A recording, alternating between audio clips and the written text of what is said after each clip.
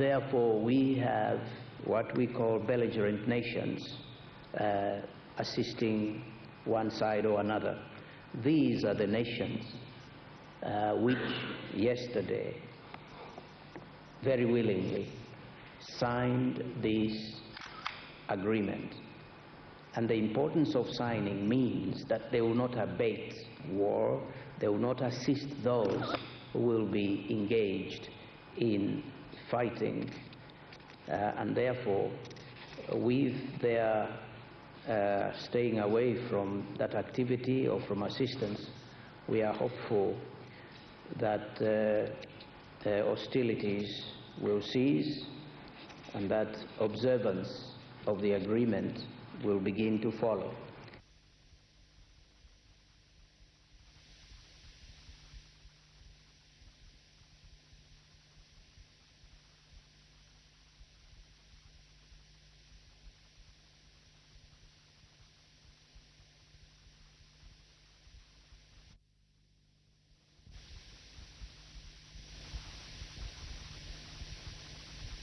But let me hasten to say before I do anything that this is the work of the Ministers of Foreign Affairs and Defense and the rebel groups. Their input from start to finish is recorded here. Nobody, no one at all, has got any argument with this paper. As I said, the signing difficulty within the RCD emanates from the leadership problems they have within, which I hope can be resolved as quickly as possible.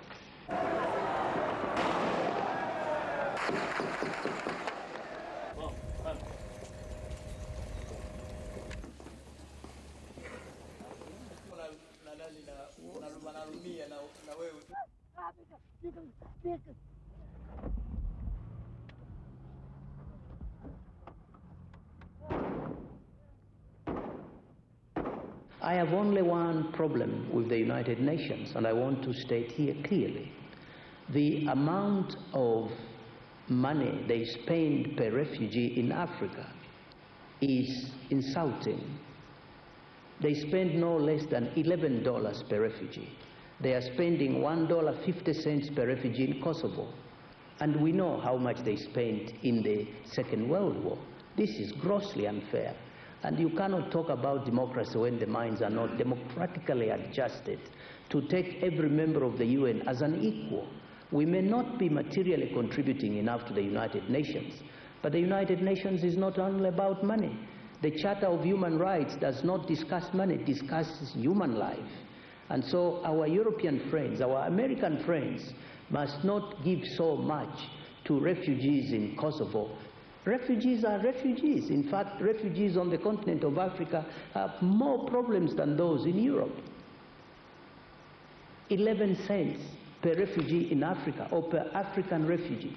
$1.50 per refugee in Europe. Look at how those rules have been applied to appoint and disappoint or remove leaders.